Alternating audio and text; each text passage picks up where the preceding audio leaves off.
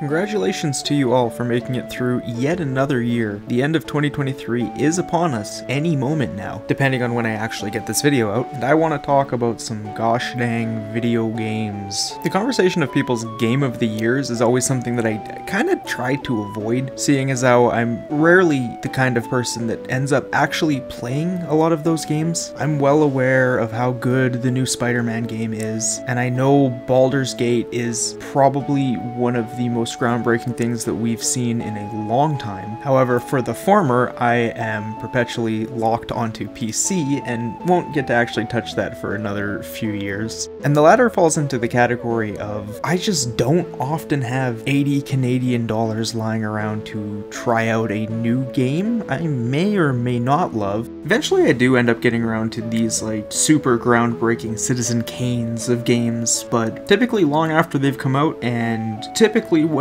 they're on some sort of deep discount. So at the end of the day, when people ask me about what my favorite games of the year are, what my personal game of the year is, my answers end up getting a little weird. So I want to talk about it. I'm going to talk about a lot of games that probably weren't considered for most people's game of the year lists, probably games that a lot of people haven't really even looked at all. Ideally stuff that you might share an opinion with me and immediately click off this video to go check out. I will not be upset if you decide to stop watching and check out something I've mentioned. Before we get into it, I gotta do my due diligence of being a member of this platform and tell you that if you like what I'm doing, you should like with the button and also perhaps subscribe would be wonderfully appreciated. If you really love what I'm doing, I also offer channel membership. I would be remiss to not mention that. I will show you the names of people that have acquired that as such. Aside from the shout out, we have a Discord server.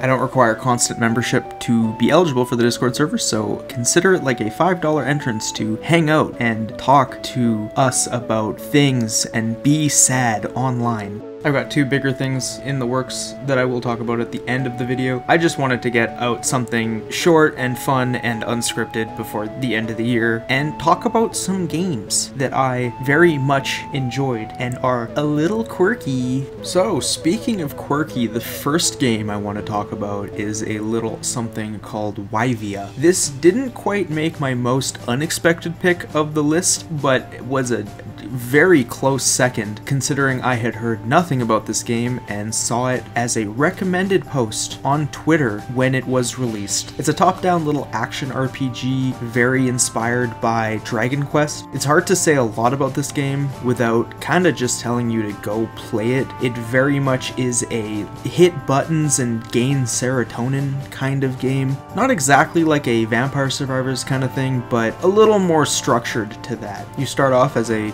basic mercenary with some basic weapons, walk around hitting monsters, hitting corn, collecting money, working your way up to go tackle some dungeons, getting some cool new gear, some cool accessories, unlocking more classes. Again, it's hard to talk about it just verbally because all of that does sound like some very standard RPG elements, but the core loop of it is just very satisfying. The developer nailed the growth curve of the mechanics very well, where oftentimes you get into a new area feeling a little underpowered, working your way up to start handling it pretty easily, and then eventually growing to the point where you feel unstoppable, nothing stands in your way until you're ready to progress to the next area where you begin the loop again. It never seems to feel tired. It always kind of keeps you engaged. I did not expect to spend as many hours in this game as I did. Part of that being that it is also a complete collectathon. You're encouraged through each and every area of the game to defeat every monster, collect every treasure box, and rarely ever does searching for this stuff feel frustrating. It's just a very satisfying way to watch the number go up and hit the dopamine button in your brain when you actually manage to complete it. Graphically, the game is really cute and quite pretty. It's got a great 2D on 3D kind of graphical style with a really nice use of lighting to make everything stand out just quite a bit more. Like I said, one of my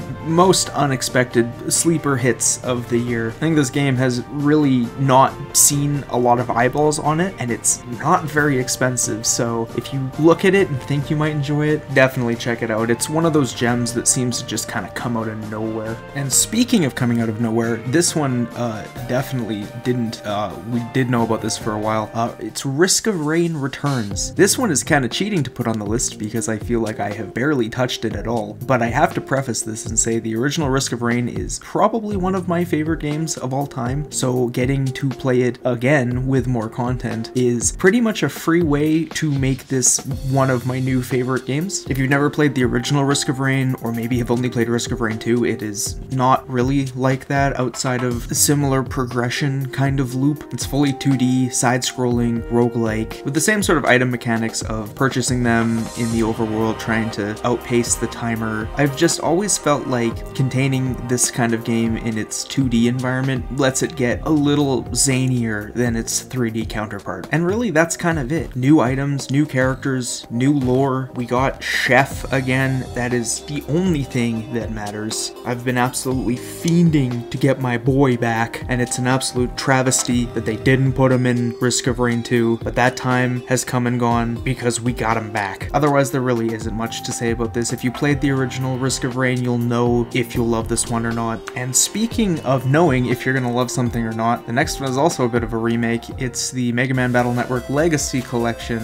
Is this also cheating for putting a remake / collection bundle on the list? Yeah, probably, but it's my list, so don't talk to me. The Mega Man Battle Network or Rockman EXE games are some of the best games on the Game Boy, in my opinion. They're like these really engaging, real-time deck-building RPGs. A lot of great Mega Man fan service out of them if you're a fan of the original series, and now you can get them all in one complete package with online play and the addition of a lot of features that were either region exclusive or event exclusive or, God forbid, e-reader exclusive. Ooh. Again, there is just very little to say about this. If you've ever played the original Battle Network games, then you'll know if you like this or not. And really, if you're a fan of deck builders and JRPGs, then you'll also probably really like this. I've only got 2 real complaints with this bundle, and I don't think they're really all that significant, but we didn't get any of the games that aren't strictly main series Battle Network games, which include some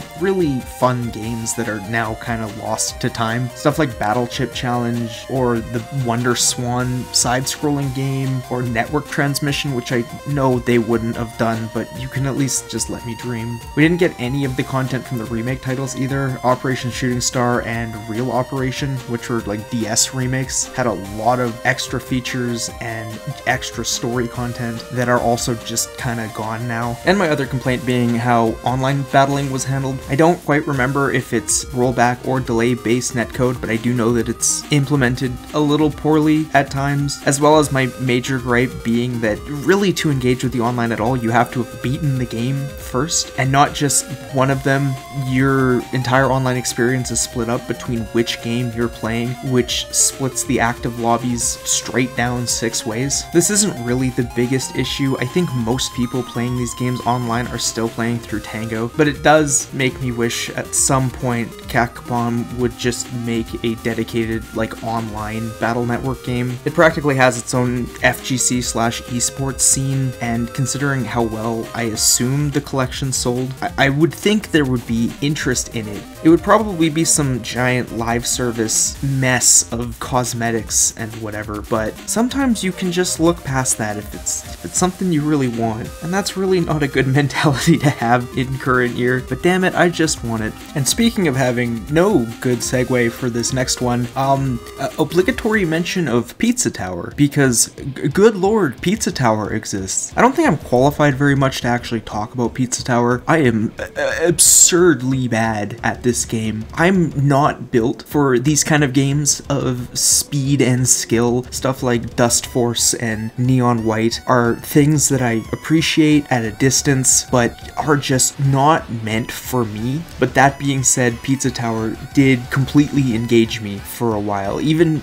not being able to complete the higher end of the game, it still was just a blast to play through at a normal plebeian level. It's one of the first games, along with Anton Blast, in the new emerging genre of Wario Land likes. Your whole goal is to get through a level collecting as many points and collectibles as possible, keeping your speed up, avoiding damage, building combos, trying to hit the end, getting the highest rank possible. Shit's hard, but rarely does it ever feel unfair. Even just playing through the game myself, any sort of failure was strictly and visibly on my part, which I do greatly appreciate. Aesthetically, people seem to love it or hate it. I really love it. It's such a cool, unique style. Every character is just like visually dripping with personality, sometimes literally. If you are into speedrunning or just playing games fast, playing games with high skill ceilings, this is phenomenal for you. Special mention to the soundtrack too. The soundtrack is fantastic throughout the whole thing.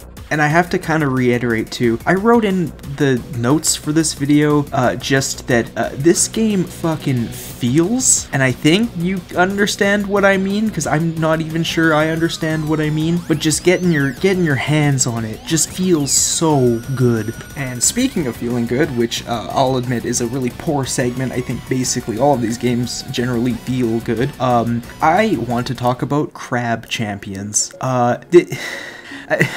It's about crabs. You're a crab with a gun, and you slide around like a 86 Terrano, round corners, shooting things. It's a roguelike. It's made by Noisestorm, the guys behind Crab Rave, which means you can kind of assume the soundtrack is just going to be excellent as well. I've been following this game for a while, and I honestly wasn't really expecting anything more than just some neat curio, but it really ended up being one of my favorite games this year, obviously with it being on the list. Graphically, it's gorgeous, it feels good to play, the upgrades are fun, the different guns you get for your crabs are really cool. It has crabs in it, crabs with guns. I don't really know how I can stress that point further. You play as crabs and they are wielding firearms.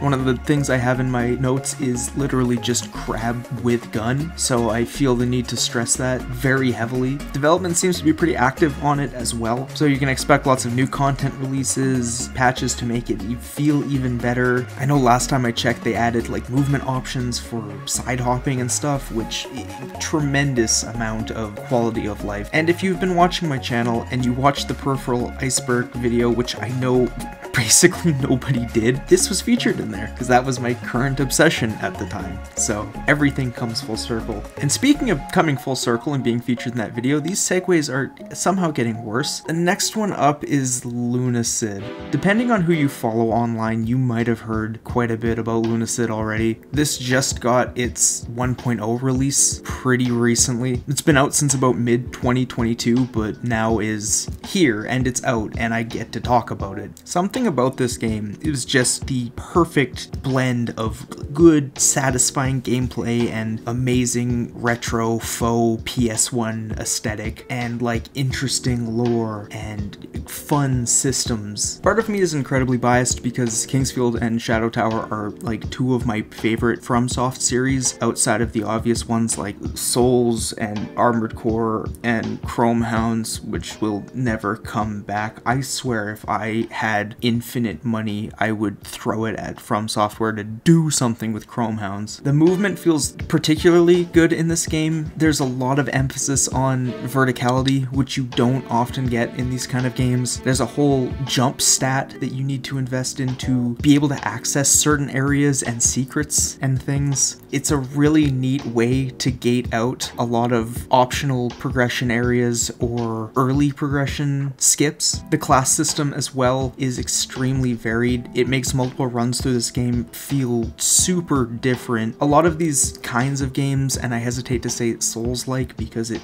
really isn't, do a not a so great job of differentiating between what different classes kind of feel like or making certain classes feel directly inferior to others, but this does not have that problem whatsoever. The huge variety of weapons and spells and things that just fundamentally change the game when you play them is so satisfying and interesting. I want to make a special note about the aesthetic too, because it also avoids a lot of the common trappings that happen when people make these pseudo PS1 style games, and the dev is not afraid to break that PS1 immersion to make the game more readable or more playable, or even just make it look a lot cooler in some places, which I feel like is really what you need to do with aesthetics. Take it and expand it in places where it would be appropriate. The soundtrack is also an absolute slapper. Oh god. Special mention going to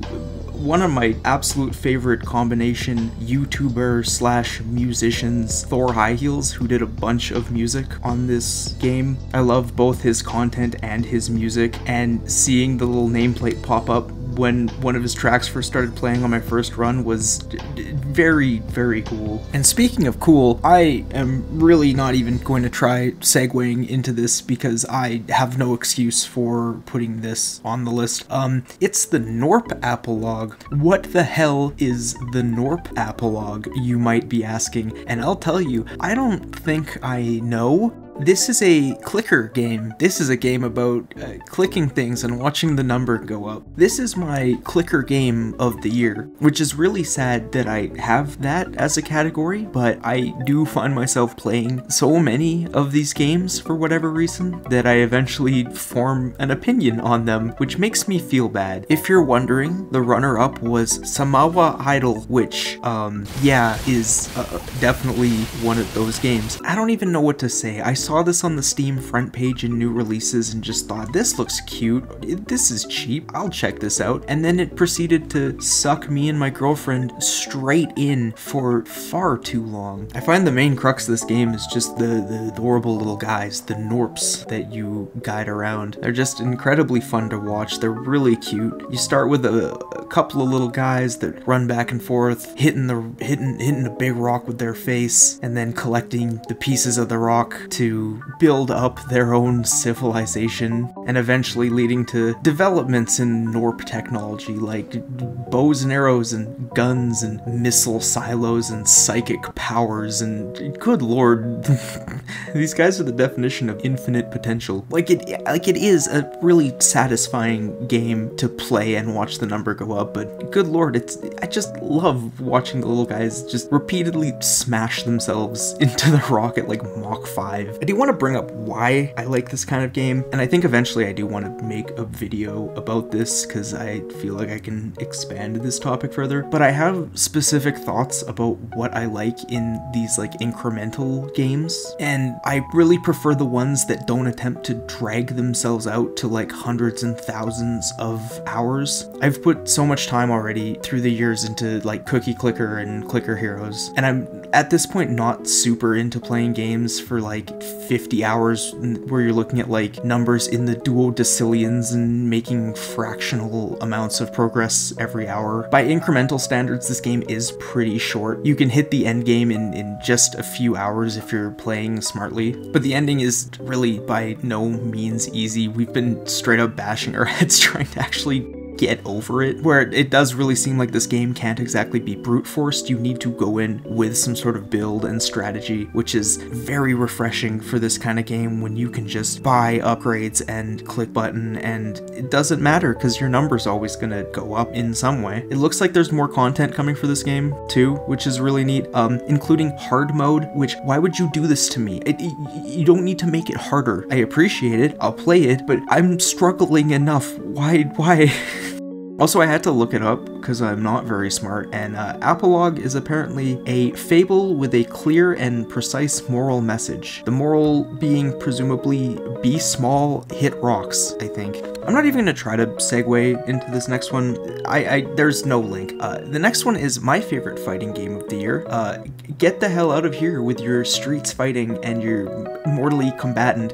It is your only move is hustle. In a world where I am too broke to pay $80 for a fighting game and then continue continue on with hundreds of dollars of DLC. The first shining appeal to me is that this game is reasonably priced and receiving free updates, so hats off to that. I don't want to spend more money than I have to. This is a fighting game made for people who are bad at fighting games but good at fighting game theory. It's entirely turn-based, where every actionable frame that would occur between you and your opponent stops time and allows each of you to pick your actions within a specific time window. You get kind of like a chess timer for both your moves and your match, making the game flow at a reasonable pace. Reasonable in big air quotes, because close matches will often take anywhere from 30 to 45 minutes. And I mean, if you're playing League of Legends, you could be spending that time doing this. That's all I'm saying. But there's no real barrier to entry as far as input speed goes. Time stops, you pick your move, and just remember your only move is hustle. And then after the whole thing, you get a really solid replay at the end of the match where it plays out like full speed a la Super Hot, which provides you with some of the most anime bullshit 2009 era pivot stick figure fighting I've seen in a long time. There's a super customizable character editor as well, which temper your expectations. We are still talking about stick figures, but despite the simple characters, you can really flex your unique little snowflake personality, which is me. I'm the snowflake. That's me. I love this shit. There's a huge amount of workshop and modding support where you can get like customized presets for characters or straight up new content like adding stages or brand new characters, which may or may not be completely broken in a super fun and hype way. And also special shout out to the developer Ivy Sly, who I follow on Twitter and is absolutely one of the most people of all time. His tweets are completely deranged and I love it. The next one on here is probably the closest thing to a AAA game that I've played all year, and one of the only 2 games on this list that were full priced. If you know me at all, or you have heard the neuron activation word that I used in an earlier part, it's Armored Core 6. Holy shit, this game. Oh man, I can't believe this is real. Not only did we actually get a new Armored Core game, they knocked it out of the fucking park, to put it lightly. I chose to buy this over Baldur's Gate 3. I'm really sorry to everyone who's disappointed in me, but I don't regret it at all. I will buy Baldur's Gate 3 at some point. Please, I'm just broke, okay? I wouldn't say I'm like an Armored Core old head. I played a lot of AC3 Arena as a kid, which I was god-awful at, but it really did light the fire in me about mech customization games and building your parts and fine-tuning your guys. Just like, it's a very satisfying system to implement. This game feels so good. Compared to the older Armored Core games, which can feel kinda janky, which honestly we were expecting a little bit of that jank, there is none. This is polished to an absurd degree. It's the kind of game where you can just set aside everything in your mind, the mission, the progression, the graphics, the plot, whatever, and all you care about is zipping around at Mach speed, launching missiles, and kicking robots into walls. That isn't to say any of those other aspects are lacking in any sort of way. Graphically, the game looks great. The plot is super interesting for me. I know some people were a little divisive on it. It's got that classic FromSoft obfuscation, but everything they lay out for you is so cool. Heavy emotional moments. Every character in the game is just so interesting and cool, even the ones who are shitty. Rusty will be forever everyone's beloved, but even characters that suck, like Snail and Iguazu, are a joy to see.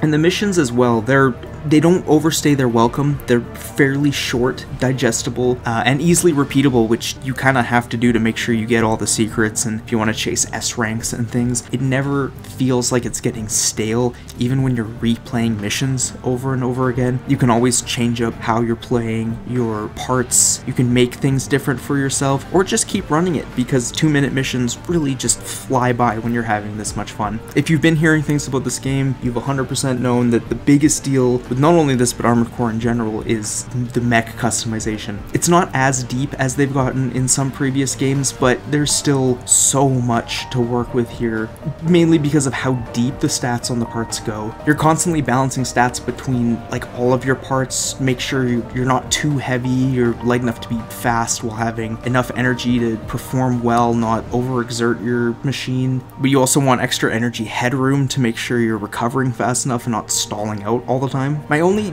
minor complaint here is that there's some weapons that are just too good, some builds that are just completely overshadowing, some weapons that are more or less straight upgrades to other weapons, barring their weight and energy usage, and a handful of weapons that can absolutely just trivialize the game when you're using them right. Stuff like the Gatling guns, worm needles, and Le Dual Zimmerman's XD, if you know, you know. I haven't been following the patch notes super closely since I started playing around launch, but it seems like they're focusing more on buffing the less used weapons rather than nerfing the really good ones, which is what I definitely prefer as far as game balancing goes. Give love to some of the things that don't perform super well, which is a good segue into the online.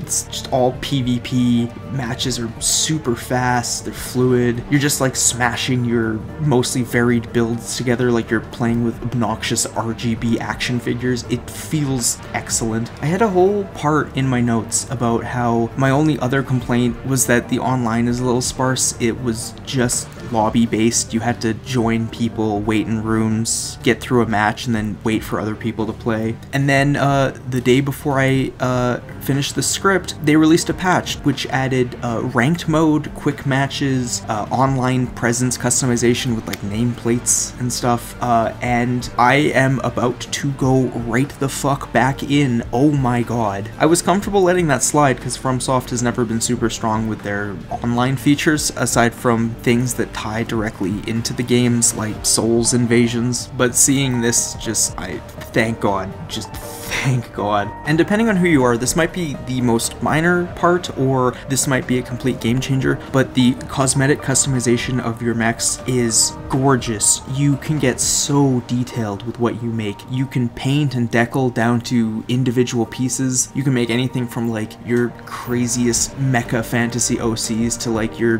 favorite popular super robot to just some unholy abominations that should never be allowed to be seen by real human eyeballs. What the hell is this? Which leads into my final segue of this video. Speaking of what the hell is this, here is my definitive, unarguable #1 game of the year. The only game I'm comfortable giving an actual placement to on this list. Once again, if you know me, if you've seen specifically one of my old videos, and if you know what video I'm working on coming up, this one's pretty obvious and is also cheating. My favorite game of the year is Dwarf Fortress. I know that this game has been out since 2002, but this is the year that it came out on Steam, and this is the only year that I'll ever get to actually make this claim.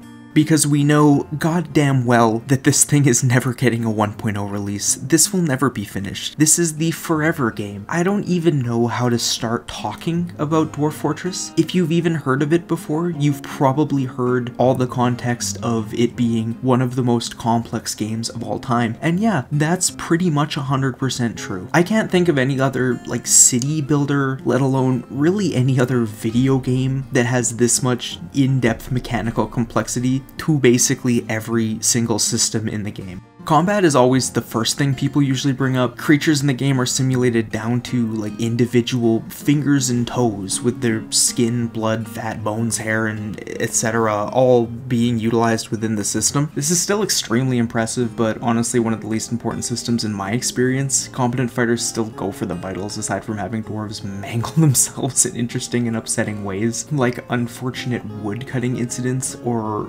particularly powerful creatures blowing one of their feet clean off in a single punch. I find it generally just adds an extreme amount of flavor to these functionally turn-based 2D fights. Every other system, though, in-game follows that same kind of complexity. There's like 500 billion different types of stone with their own weight and properties, a few billion plants that can be harvested, grown, bought, and sold, each with specific growing times, harvesting yields, values, uses in cooking and brewing and textiles, and a couple million different creatures, either friendly or tameable or truly truly abhorrent that can be used for meat, eggs, milking, shearing, hunting companions, trained in the art of war, kept as pets, or used as live military training if you're a straight up weirdo. Obviously, all of those dumb figures I listed are exaggerations, but I've been playing this game for years and I still find like little new details all the time. Dwarves also have like extremely detailed personalities and moods, down to like what type of materials they prefer, if they're musically inclined, if they value companionship or solitude, if they hate hard work, love training in martial arts, find some animals repulsive, enjoy working outdoors, if they're good at math, bad at reading emotions, interrupt people when upset, feel the need to help others, and like hundreds of tiny little personality quirks that make them suitable for some tasks or just really poor at others. They can become depressed or enraged if they aren't able to do what they enjoy or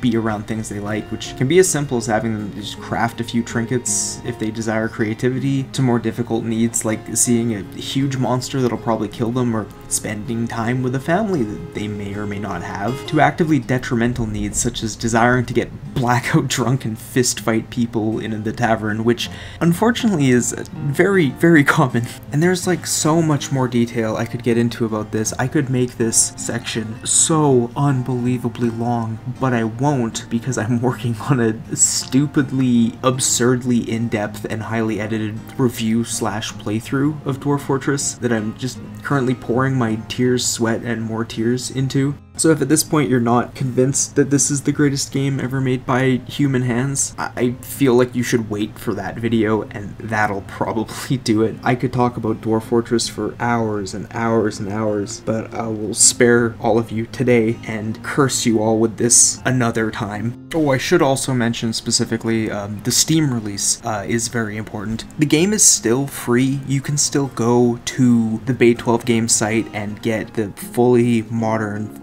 currently feature complete version for no cost, but the Steam version in particular adds beautiful sprite work, enhanced controls and menus, overall just a significantly easier way to play the game, especially if you're new to it. I had a lot of difficulty unlearning the old ASCII game going into the Steam version, but unless you're a complete super freak that is diehard for the ASCII version, it is a much better way to play the game. The adventure mode is coming out in April, which is like you just controlling one character going around your world, fighting people, collecting items, etc, etc. That's also a massive part of this game that even personally I've barely touched. But the primary takeaway is that if you do see this and you are interested in any form of capacity and are willing to learn some of the densest mechanics of any game, crawl through a wiki for hours and watch multitudes of video tutorials, this is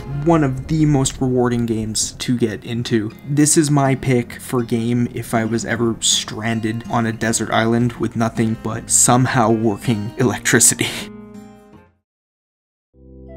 But yeah, I think that wraps it up pretty much. I hope you enjoyed hearing about the games that brought me joy this year, and maybe get some ideas of things to check out with the ever-looming Steam winter sale either rapidly approaching or has already approached. Definitely pick up some of these ones that you might not have heard of. I might have weird tastes, but I think I at least like what's good, so if you think any of these might be interesting, you'll probably like them too. New videos hopefully coming out pretty soon in the new year. I'm working on that massive Dwarf Fortress video, which I don't know if that will be done anytime soon, but I have another iceberg video in the works on a new topic that I'm having a lot of fun currently working on, so I hope you'll all be there to check it out. That one should be a fairly entertaining watch. Outside of that, reiterate the usual messages: like, subscribe, become a member if you so feel like it. Follow me on my, I think, currently singular social media of Twitter. God forbid we start calling it X. It's not gonna happen. I would love to use it more, but I feel like anybody that's interested already cares about the community tab, and I post pretty much the exact same things on both of them. Twitter is just for occasionally unhinged things coming off the brain.